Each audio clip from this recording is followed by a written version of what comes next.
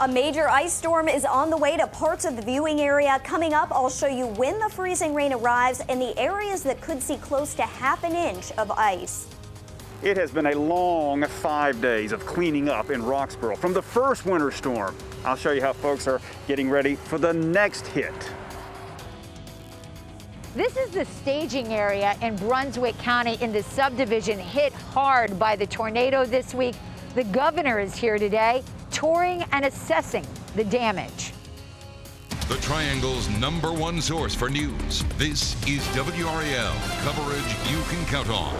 Right now at 4 o'clock, an ice storm is on the way and will bring the potential for fallen trees and power outages across the viewing area. 14 counties right now are under a winter storm warning or advisory, and in the last 30 minutes, Governor Cooper issued a state of emergency. Now, some of our northern counties are most at risk yet again. You are looking live from Roxborough in Person County. Areas near the Virginia border could see the most ice, causing major power outages there on top of the power outages that we're still seeing from the last winter weather system. Thanks for joining us. I'm Lena Tillett. And I'm Gerald Owens. Duke Energy predicting this winter storm could cause nearly 1 million power outages in the Carolinas, some lasting several days. We have live team coverage with everything you need to know to prepare for the storm. Let's start with meteorologist Kat Campbell, who is following the severe winter weather for us and all it entails. Kat? Well, we have high forecast confidence that this will be a major ice storm in part of our viewing area. The potential ½ an inch to up to 3/4 of an inch of ice accrual in northern Person County, northern Granville County into Mecklenburg County, Virginia. We could see anywhere from 1/4 of an inch to ½ an inch of ice in Hillsborough, the northern part of Durham County, as well as Warren County. For Durham, Chapel Hill, close to 1/4 of an inch of freezing rain is possible, and a light glaze of freezing rain up to 1/10 of an inch possible from northern Moore County through Raleigh and Rocky Mount. A major system coming. It's going to bring a lot of freezing rain for some of us, a lot of rain for others. Our winter weather alerts, a winter storm warning in effect for areas in pink. This does include Orange County and Durham counties. These areas under the winter storm warning have the highest potential for power outages and more widespread travel impacts. A winter weather advisory in effect in purple. This does include Wake County down through Moore County, through Roanoke Rapids, and this area could see some slick spots mainly on elevated surfaces such as bridges, and this lasts through 7 a.m. on Friday. So let's track the system moving in. There are 2 main rounds of freezing rain to walk you through. It does not arrive, though, until after midnight. Our first round of freezing rain starting to move in at 1 a.m., and we're likely to really see the heavy freezing rain just in time for the morning commute. This is 7 a.m., the pink showing heavy freezing rain from Raleigh, points north and west with rain in our southern communities for the morning commute, and that could last through lunchtime. The freezing rain for areas north and west of I-85.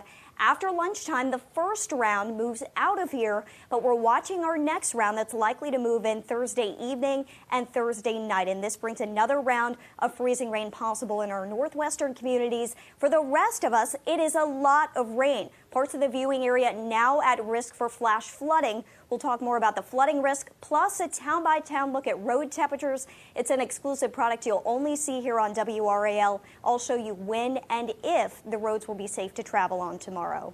All right, we'll see you in a few minutes. Thanks, Kat. Appreciate it.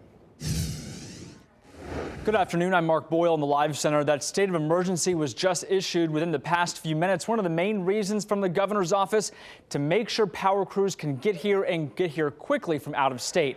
On your screen, part of the release here this afternoon, the governor also authorized the activation of 40 National Guard personnel to support fallen trees and debris removal. That's a big problem. On this next slide here, the governor's office is saying now is the time to get ready. Have a supply of food, charge those cell phones and medical devices in case your power goes out. Don't park under trees, just keep that in mind. And also use battery-powered lights instead of candles. Those can become a fire hazard during these next few days. Back to you. All right, thanks so much, Mark. And we keep getting new closings and school changes into our newsroom. Durham Public Schools, Person County, and Mecklenburg County, Virginia schools will be closed tomorrow due to the ice storm. Virtual learning and DPS is also canceled. And just minutes ago, Lee County schools announced they will be all remote. We will certainly keep you updated as more closings come in. You can also find the full list on WRAL.com. Now, as Kat mentioned, this will be a crippling ice storm for areas to the north, including Person County. As you look live in Roxborough, this area is still recovering from last weekend's ice storm that knocked out power for thousands of customers there. Nearly all of the power has been restored, but just in time for the next round. WRAL's Brian Mims joins us live in the hard-hit area of Roxborough. He has what neighbors are saying about this. Brian? They're not liking it, but I gotta tell you, Lena, neighbors and power crews and city workers have done valiant work over the last 4 to 5 days cleaning this area up. I'm standing along Chubb Lake Street, and nearly all the limbs have been picked up. The power lines are back in place. Power is flowing through here again. Just some tattered yellow tape remaining from a few days ago to keep people out of this danger zone. As round 2 is upon us, there is this sense of we're all in this together again. Where do you put your hands? A storm and its aftermath, always a good learning experience. We're gonna squeeze it right there, okay? Say for a dad showing his little boy how to use an electric saw to cut branches. Good. Or for a 17-year-old to know how to get his family ready for the next storm, which happens to be coming tonight. Josh Wade had some shopping to do. What I've been doing all morning, I gotta go back to Food Line this afternoon when I leave here and get some ice. Ice to keep the refrigerated food cold when the power goes out. Lesson learned after many Roxborough residents had to toss out spoiled food. And that gave the Mangum family, who have a farm outside town, a good reason to spend the day giving out 20 boxes of food to homes here on Chubb Lake Street. Marty Mangum is the pastor of 4D Church in Durham. So we're trying to reach some of the most hard-hit areas. He, his wife Heather, and 4 of their 8 children went door to door delivering food. Honestly, I just feel like it's our responsibility as Christians to go out and serve and to love the community and love the people. And so that's what we want to do. They know another storm is coming, and the community will need a lot of love again. But right now, the sun is shining and the power is flowing. Well, that's got to be a relief. It is a relief. I got to take me a hot shower this morning. You weren't able to do that for a few days? No, not at all. Those modern comforts we take for granted. He went several days without being able to take a shower in his home. Josh Wade and his family relied on a wood stove and gas heaters to keep warm during the power outages. I spoke with people around here who went 3 to 4 days without electricity, but finally had it restored last night or this morning. Duke Energy is bracing for the storm, with crews coming from the Midwest and West Virginia to assist crews here in the Carolinas, Lena. It really is heartwarming, though, to see neighbors helping neighbors every single time. Brian Mims reporting live in Roxborough. Thank you. We want to help you better prepare for the storm and the possibility of prolonged power outages. First, be careful of unconventional heating sources. Wood in your fireplace is okay, but keep the generator outside. Never bring it in the house. Generators produce carbon monoxide, which can be deadly. Keep camping stoves and grills outside the home as well for the same reason. Second, be sure to stock up on non-perishable food and make sure that you have extra clothing, blankets, and a flashlight ready. Our team is speaking with power crews to see how they're getting ready for major outages and what you can do to prepare. You will hear from a Duke Energy representative live at 4:30. Then at 5 o'clock, North Carolina DOT will tell us what we can expect on the roads. We'll have new information from crews about preparation at 5 o'clock. And be sure to watch WRAL News tomorrow morning for everything you need to know to keep you and your family safe. We'll have the area's largest news team of meteorologists, reporters, and photojournalists monitoring the storm's track, as well as checking out conditions on the roads and any power outages. Our live team coverage starts a half hour early tomorrow at 4 a.m. From one weather calamity to another one, this one in Brunswick County. People still picking up the pieces after a deadly tornado earlier this week. We first brought you these aerial views of the damage from Sky 5 yesterday. Today, Governor Cooper toured some of the hardest hit areas. WRAL's Amanda Lamb was the only television journalist from the Triangle on that tour, bringing us our first look at the damage from the ground. And she joins us live from Brunswick County with a look at the devastation. Amanda? Gerald, we are inside the Ocean Ridge plantation at the command center for this recovery operation. The governor left here just a little while ago. And as you said, we went on that tour with him. It was our first view of the devastation firsthand on the ground. It looks a lot different from the ground than it does from the sky. And as he talked to survivors, he pledged the state will do whatever they need to do to help these people recover. Even Governor Cooper was shocked by what he saw on the ground in Brunswick County today. Tornado can just completely destroy and can do it in such an abrupt manner. It's really devastating. House after house torn apart, debris everywhere, and amazing stories of survival. This entire back of the house blew in. This wall here, I'm on the other side of it, buried under everything else. And I'm sure the only thing that saved my life is our porch furniture is teak, and the one chair blew in on me like a teepee tent. But not everyone survived. 3 people, including Richard O'Connor, seen here in the green shirt, and his wife Phyllis, were killed. Said my brother Keith O'Connor has been on the ground there, and it's been just catastrophic. I mean, it's like a bomb literally went off at their house. I mean, their house was literally lifted on top of the neighbor's house. Such tragedy here, and we will hear more from Rob O'Connor coming up at 5:15, talking about the legacy that his father and stepmother leave behind, especially for him and his 2 brothers and all of the grandchildren. Back to you, Gerald. Boy, looking at those images just takes your breath away. Amanda Lamb, live in Brunswick County. Thank you. Now an inside look at what students in Wake County schools walked into today. For the first time in nearly a year, students on the traditional calendar are back on campus. WRAL's Aaron Thomas is live outside Millbrook High School. Aaron, how'd it go today? So far, so good, Lena. Those students here at Millbrook High School received a warm welcome from educators and fellow students. Now, things do look and feel different inside the school building, but students say they're happy to be back. Major relief. I mean, such a relief. Monica Nichols is thrilled to have all 3 of her children back in the school building. Knowing that they are in a physical building with other adults that are teaching them in person, helping them when needed help, it has been a huge relief. Thousands of Wake County students on the traditional calendar went back to class today, some for the first time in nearly a year. Kids need interaction and socialization to do well. Even with the excitement, some had conflicting emotions about the new changes. WRAL asked viewers on Facebook about the first day back. One parent tells me her senior and sophomore said there was no point being back, among other things. For example, students are not able to talk much during the lunch period to avoid spreading the virus. It's going to be weird initially, it's going to be different, but it's going to be fine and you're going to be safe. Now, some parents tell me that they are trusting that the district will really enforce these safety protocols in hopes that all grade levels will be back for in-person instruction every single day. Lena? Aaron Thomas live in Wake County. Thanks, Aaron. Winter weather is leading to widespread delays of COVID-19 vaccine shipments across the country. Still ahead, how it is affecting the rush for the shot and vaccine appointments. Plus, many people in Wake County are getting vaccinated in mass events, but for those who can't make it, they're taking the vaccine to them. We'll tell you how.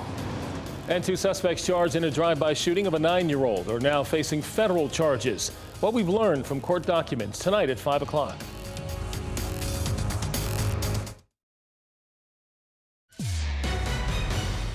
Breaking news right now, just about 6 miles north of downtown Philadelphia. Live aerials show this very large police scene. 7 people shot, 1 person in custody. We're being told that at least 2 people during this shooting were shot in the back. All 7 right now being treated. It's unclear what triggered all of this, the motivation behind this. This is all playing out near one of the train stations there in Metro Philly. We're monitoring these developments as it happens here in the Live Center this afternoon. Back to you. Thanks, Mark. Conservative radio personality Rush Limbaugh has died. The popular host was known for his provocative and controversial commentary. Limbaugh had detractors, but also had millions of loyal listeners. He was honored by President Trump with the Presidential Medal of Freedom last year. He died from stage 4 lung cancer at the age of 70.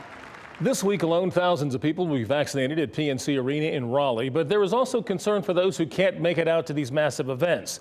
Wake County leaders say they're working to get to them as well. WRAL's Adam Owens joins us live from PNC with the story. Adam? Gerald, as always out here at PNC Arena, it was a steady stream. This is the path that the vehicles take after the people inside get that shot. And again, as you mentioned, thousands have taken this path right here after getting their vaccine. But there's also concern for those who cannot make it out here to these mass events. And to get to those folks, the county is holding vaccine events like this one several days ago at a church. Vaccine teams are also working with other community organizations and even fraternities and sororities. They need their help to get to Black and Latinx communities who are getting disproportionately hurt by the virus, but who may not have the resources to get to mass vaccination clinics. County health workers say they are also using these groups to help educate historically marginalized communities who may have trust issues around the vaccine. Deborah Bowden urges others to get the shot. She was recently vaccinated at one of those churches. You gotta let go of some of the past beliefs and just, if you're looking forward to the future, look forward and do all that you can do to make it done right, you know? And so I'm looking forward to it. And she's very happy that she got her shot, Gerald. Looking forward to the future. There's also some concern about our doses and how many we will be getting in this state. A lot of winter weather could hold up a lot of those deliveries. Back to you. A lot of concerns there. Adam Owens live in Raleigh. Thank you, Adam. The CDC is warning this winter weather will most likely lead to widespread delays of COVID-19 vaccine shipments. The adverse weather is expected to continue to impact two of the vaccine shipping hubs multiple states rely on. That includes the FedEx facility in Memphis, Tennessee, and the UPS facility in Louisville, Kentucky. The CDC is working with manufacturing and shipping partners to help mitigate potential delays. And the incoming ice storm here at home is also causing delays in COVID-19 vaccine appointments. Health leaders in Wayne County posted to Facebook saying they were told their shipment of vaccines could be delayed this week. They're working to reschedule second dose appointments until they receive the shots and plan to reach out to those affected. Nearly 3 million Texans woke up without power today. That's because dozens of plants that generate electricity froze during the weekend storm. Texas is on its own power grid, independent from the rest of the country. Now managers of that grid say they are rotating outages to keep the entire system from collapsing. The CEO of the state's power company says that kind of blackout could knock out power across the state for months. Even now, there is no timeline for when some Texans will be able to turn the heat on again. Our concern here is a major ice storm, and Kat, everybody worrying about power outages, downed trees, of course, treacherous roads. You're going to tell us all about what we can expect.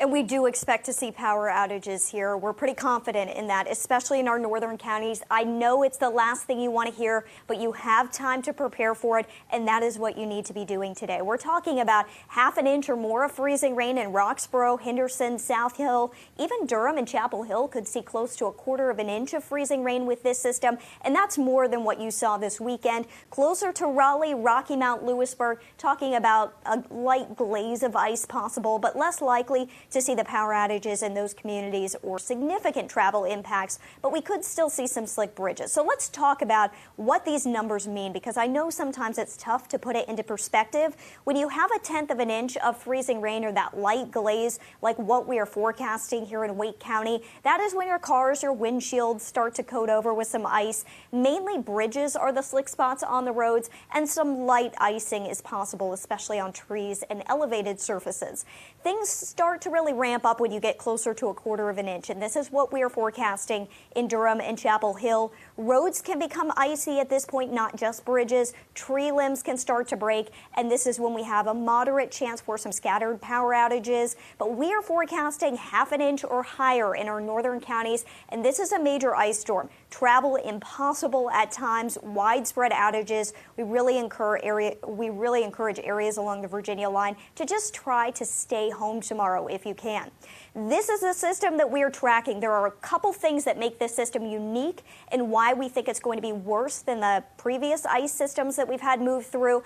First, we have high pressure to our north, and this is going to supply a consistent feed of cold air, our northeast wind pushing in the cold air throughout the day tomorrow. The second reason that this storm will be more significant is that the precipitation is going to be heavier, not just the freezing rain, but the rain. So even if you live in Fayetteville, if you live in Goldsboro, Johnston County, and you're like, well, I'm not going to see the freezing rain, you are still going to see a lot of rain, and this brings the risk for flash flooding tomorrow. 2 to 3 inches of rain will be possible. The flash flood watch in effect until 7 a.m. Friday from Wake County points south and east, including Fayetteville. A lot to watch. We can't even rule out some thunderstorms tomorrow in our southeastern counties, but we're unlikely to see anything severe.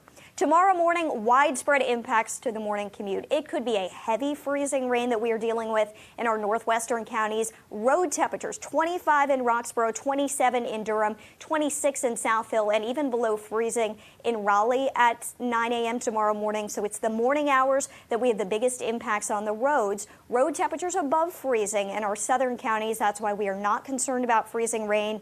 Once we get to lunchtime, though, I think our road temperatures will climb above freezing in the triangle, so travel shouldn't be as much of a problem once we get to lunchtime. But it is still a problem in our northern counties with road temperatures staying in the 20s for Roxborough and South Hill. Our road temperatures back in the 40s in our southeastern counties by lunchtime tomorrow. Roxborough, clear blue skies. You should be using this time today to prepare for the ice storm coming your way. You still have several hours of dry weather. We are not going to see any rain or freezing rain really move in until after midnight. Tomorrow, an ice storm in our northern counties, a lot of rain elsewhere. I'll be detailing just how much rain this system could bring town by town and the power outage potential coming up on WRAL News at 4:30. We do have some rain in the forecast early in the day Friday, but we have dry weather after that. And next week, we've got some sunshine and 60s to look forward to. Can't wait for that. Kat, thank you. And as Kat has been talking about, at least 1 million power outages are expected across the Carolinas when this ice storm hits. Coming up at 4:30, we'll speak with the Duke Energy representative about the challenges power crews face and how they're now preparing for this weather system. And Time Magazine announces its most influential people. We'll tell you who they are up next.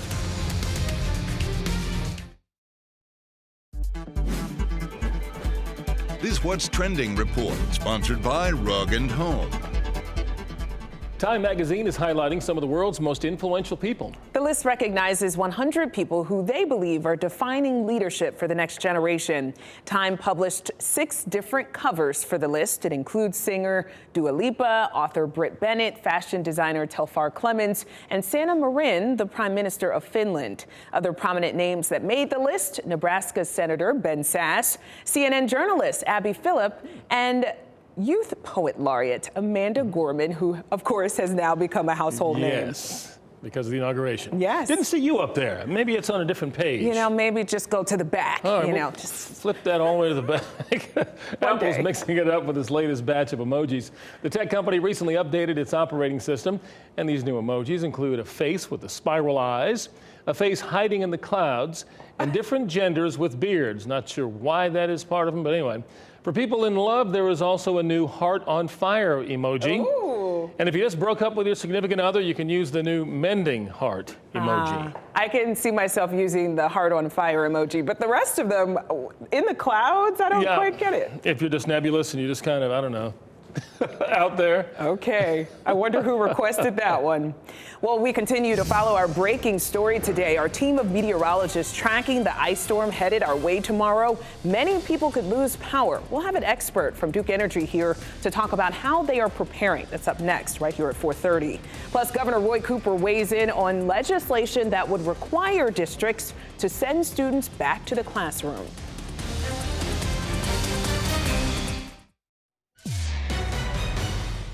breaking right now at 4:30. I'm Mark Boyle in the Live Center. Franklin County schools will be remote tomorrow. That's just into the Live Center.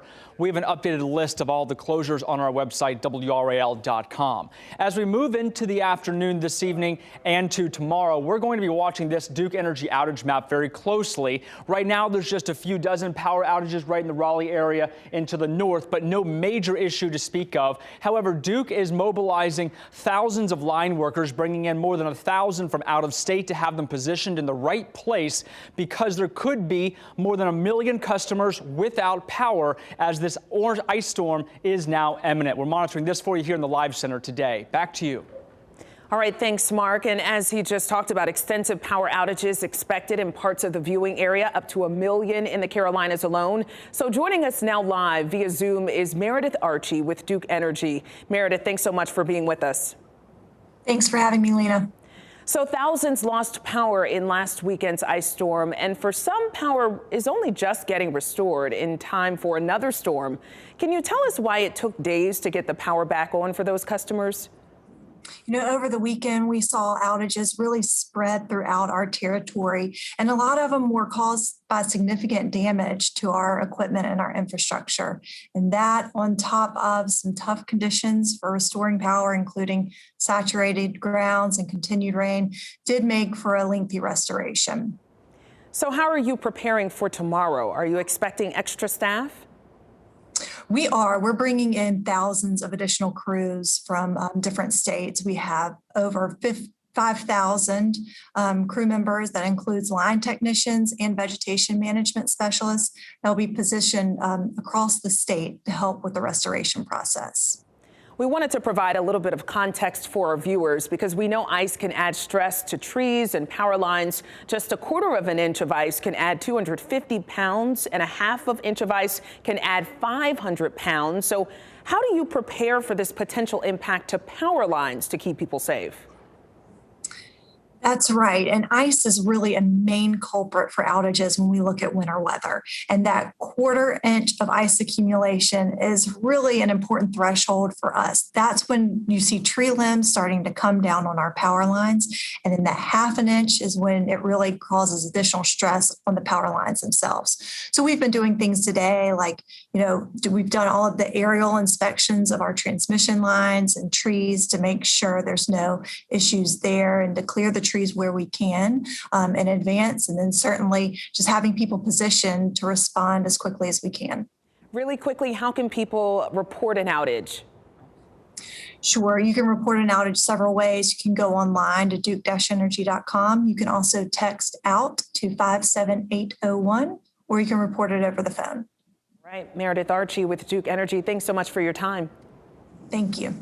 A bill on its way to Governor Cooper's desk would require all schools to offer at least part-time in-person learning. The House gave it final approval this afternoon. Our Capitol Bureau Chief Laura Leslie joins us now live with the vote. Laura? Gerald, the final votes in both the House and the Senate were bipartisan and veto-proof. And that could make things difficult for Governor Cooper and the Democrats if he chooses to veto it. The bill requires all schools to offer either Plan A, full-time in-person learning, or Plan B, part remote and part in-person, to all students, including high schoolers. Schools must offer all students with IEPs or 504s the option of full-time in-person classes, and they must follow all state health guidelines. Many teachers oppose the bill, saying teaching in person puts their health and their families' health at risk. Representative John Bradford said the bill allows those teachers to ask their school districts for special accommodations. Not only are we helping teachers who feel like they may be at high risk, but we're also giving them the opportunity to be considered for any minors that they're the direct caretaker of. The supermajority bipartisan vote would be enough to override a veto by Governor Roy Cooper. Cooper has said he wants schools to reopen, but has stopped short of mandating it. In a statement, the governor said he would not sign this bill due to his concerns about local control and health guidelines, but he did not say he would veto it. He can allow it to become law without his signature. Now, by law, the governor has 10 days from tomorrow, starting tomorrow, to decide what to do with this bill. If he does nothing at the end of 10 days, it will automatically become law without his signature. And that would mean that schools would have to reopen their doors no later than March 15th. Gerald? Laura Leslie live in Raleigh. Thank you, Laura. A four-car crash as part of a major intersection in Raleigh blocked. I'm Rosalia Federa live in the breaking news tracker. This is Glenwood Avenue and Durley Road. When I zoom in, you can see this car in the middle of the intersection with damage to the front of that car. Officers around it investigating. Now, the other three cars are going to be hard to see because it is a red light, so cars are stopped in front of it. But there are three cars right there, and this one in the back right there is facing the wrong direction, almost as though that driver turned into the wrong lane. And then two other cars, these cars are moving, so you'll be able to see it once they pass. You can see that crash right there. Not exactly sure how this happened, but Raleigh police tell me one person was taken to the hospital with serious injuries. Raleigh police are here directing traffic, and it may be like this for the next hour or so, so keep that in mind if you're heading in this direction. Back to you. Rose, thank you. New information about a woman who was killed when one of her children found a gun in her purse and shot her. This happened Monday night in Cornelius, which is in Mecklenburg County. Authorities found the body of 25-year-old Gabrielle Henderson inside a home. 5 of her children were there at the time of the shooting. Neighbors are speaking out about what happened. If you got a gun, you should have a gun safe, lock it up. Why is it in her purse? What's going on? The woman's youngest child was also shot. That child was rushed to the hospital. We're told that child should be okay. Amazon and Apple customers, be aware. Scammers are again on the prowl, targeting you. Ahead 5 on your side's Monica LaLiberty shows us how they're calling to get your cash. And a Duke doctor is blazing the trail as a young black scientist. We'll explain his commitment to vaccine development coming up. You're watching coverage you can count on with WRAL News. A warning for Amazon and Apple customers, and many of you are both. Scammers are on the prowl again, and they're targeting you. 5 on your side's Monica LaLiberty tells us how they are trying to get your money. So they use the names of companies so many of us know in order to make a quick and easy connection to rip us off. Here's one of the calls viewers tell us they're getting.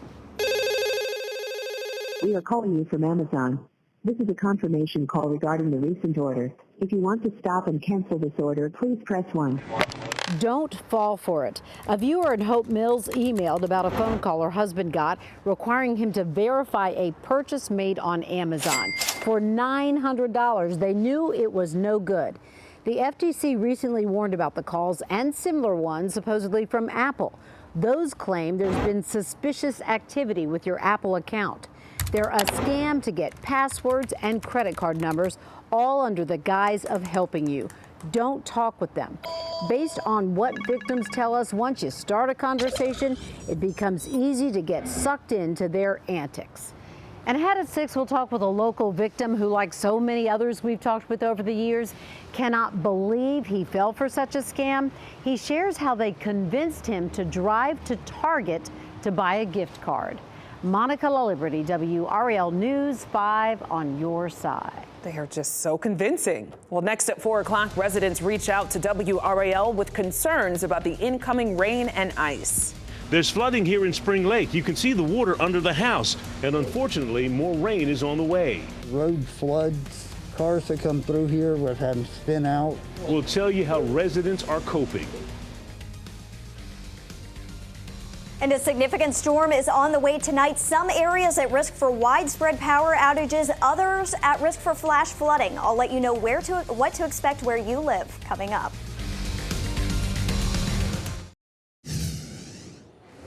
Good afternoon. I'm David Crabtree. The DOT already on some of the roads this afternoon, getting ready for this major ice storm. And next at 5, we'll show you some of the things you can do now to get ready to stay warm safely.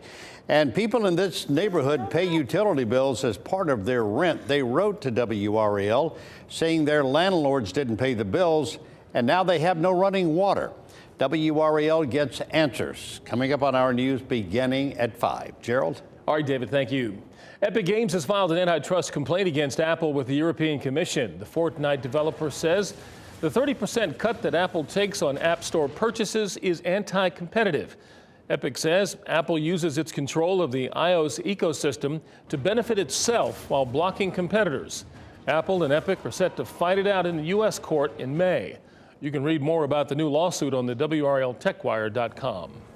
A flood warning is in effect for the Cape Fear River in Fayetteville until early Thursday morning. WRAL Fayetteville reporter Gilbert Bays is live at the Cape Fear, where flooding is already occurring in some neighborhoods that aren't even near this river. Gilbert? That's right, Lena. You know, I go across the Cape Fear River every day on the Person Street Bridge, and there used to be a boat ramp there. That's underwater right there. And I want to show you over here. This is where the amphitheater is. You can see that's underwater as well, so we can judge how the flooding is going on. But the water doesn't have to rise here at the Cape Fear River for there to be problems in other areas. This is a scary sight for survivors of Hurricanes Matthew and Florence. Water in the Cape Fear River is rapidly approaching the bottom of the train tracks that cross near Person Street in Fayetteville. But miles away in Spring Lake, it's not the Cape Fear River that's causing flooding problems. Violet Santos called WRAL after water in her backyard started creeping under her house. Just bought this house April of last year, and I'm afraid it's going to get into the house, and all the boards under the house, my flooring will be shot. Santos has reason to be worried. Many of the homes in her neighborhood are still recovering from flooding caused by Hurricane Florence. But the problem in this Spring Lake neighborhood now is from a blocked storm drain. Santos reached out to the state DOT for help. So did we. Jason Dunnigan is the state's maintenance manager for Cumberland County. So you're familiar with the situation out on Huntley. What's the deal there? The outfall into the woods there, it's all standing water because of so much rain that we've had. If the outfall is standing water, there's really nowhere for water to go.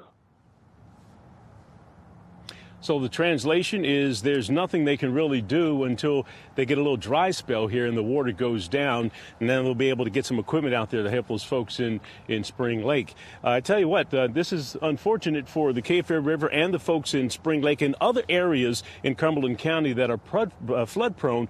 There's more rain on the way. Coming up at 5:30, we'll see what the DOT is going to do about that situation out there in Spring Lake, Lena. We've just seen so much rain this year. All right, Gilbert Bays live in Fayetteville. Thank you. And water is nature's most destructive force, and we are expecting different kinds of precipitation over the next several hours. Meteorologist Kat Campbell joining us now. Kat, depends on where you live, whether it's frozen or wet.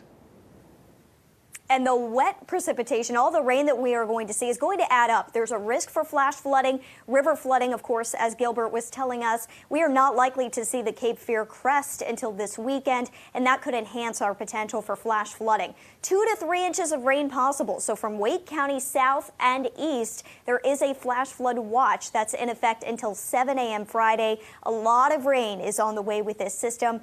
In terms of futurecast rainfall, we could be looking at up to 2 to 3 inches, especially in our southeastern counties, especially if we have any thunderstorms that are able to set up in our southeastern counties, close to 1.5 inches of rain in Fayetteville. So the river is certainly going to keep rising. The numbers are lower in our northwestern communities because some of the rain that falls is going to be freezing rain, so not all liquid. And these areas, our northwestern counties, have the greatest potential for power outages due to the freezing rain potential. A high risk for power outages in Roxborough, Henderson, Oxford, South Hill, a medium risk for power outages in Durham and Chapel Hill, a low risk for now for Southern Pines, Raleigh, and Rocky Mount. And our southeastern counties that have the higher flooding risk have the lower risk for power outages because you're not likely to see the ice. But with our ice accrual expected to be 1/4 inch, even 1/2 inch in some of our northern communities, this is why we are going to run into issues. 1/4 inch of ice adds about 250 pounds to power lines.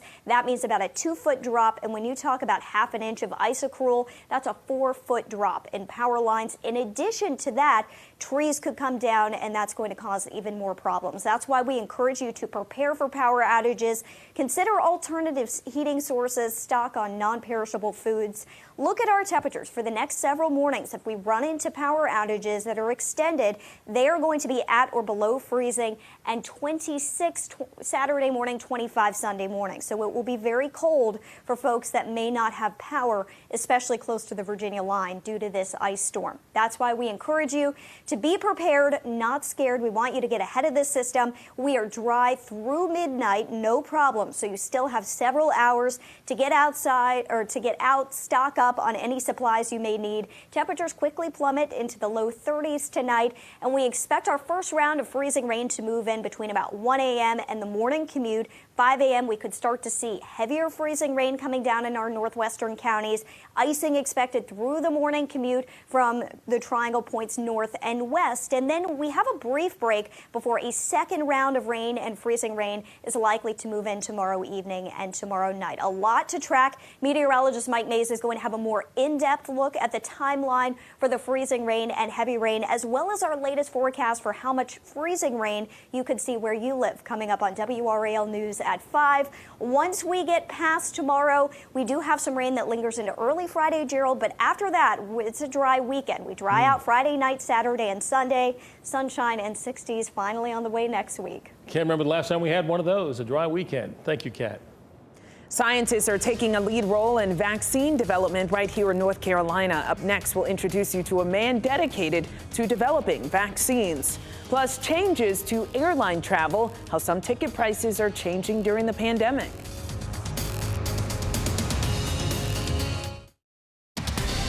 This is WRAL News. Too much homework. It's a common complaint from students that parents are now dealing with every day. In a new survey of nearly 11,000 high school students, more than half say their schoolwork is up since the pandemic, with an average of 3 hours of homework every night. Tonight on NBC Nightly News with Lester Holt, how students feel about grades and tests.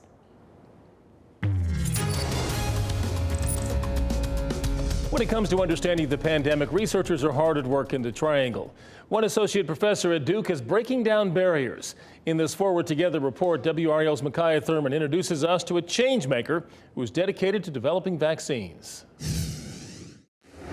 The Duke University Human Vaccine Institute knows how critical research is to our community. The team has been dedicated to stopping viruses like COVID-19 for years. We work to come up with antibodies. We work to come up with vaccines that we could try to use to fight against the pandemic. As the director of research, Dr. Kevin Saunders leads the department focused on protein expression. In simple terms, his laboratory develops protective antibody-based vaccines. So I think part of my purpose is to try to work hard to find things that can help people's health. Be it vaccines, be it drugs of some sort. In addition to serving as an assistant professor in the Department of Immunology, Dr. Saunders is blazing a trail as one of the few young black scientists around the world. When I enter the room, I'm often one of the younger people there. And then I think also because of, my ethnicity and the color of my skin, is very evident that when I walk in, I'm often the only one. Seeing that disparity, Dr. Saunders mentors students on a regular basis, giving the next generation of researchers the same opportunities he received. Young men of color, and also young women, they can look at him and kind of use him as an inspiration, like everything that he's accomplished, that they can also accomplish themselves. It's that hope that will encourage future scientists to take leading roles in vaccine development right here in North Carolina. Micaiah Thurman, WRAL News. If you have a story idea for our Forward Together Changemaker series, just email us at forward@wral.com. JetBlue is making some changes to its ticket prices. The airline says it will begin offering cheaper basic economy tickets, but it comes with a catch. Blue basic ticket holders are banned from bringing traditional carry-ons. Travelers can only have a small bag that fits under the seat. Anything larger has to be checked. JetBlue says it wants to compete with discount airlines. This change will also free up overhead space for other passengers. Still ahead, a 9-year-old shot while out for ice cream with his family in 2019. Now the suspects in the case are facing federal charges. We'll have new details next at 5. Mark? The first commercial flight from Austin, Texas, scheduled to depart in just a few hours. Ice is coating this wing right here. Back closer to home, Go Triangle already announcing some major delays tomorrow. We'll tell you what they are. WRAL News at 5 is just minutes away.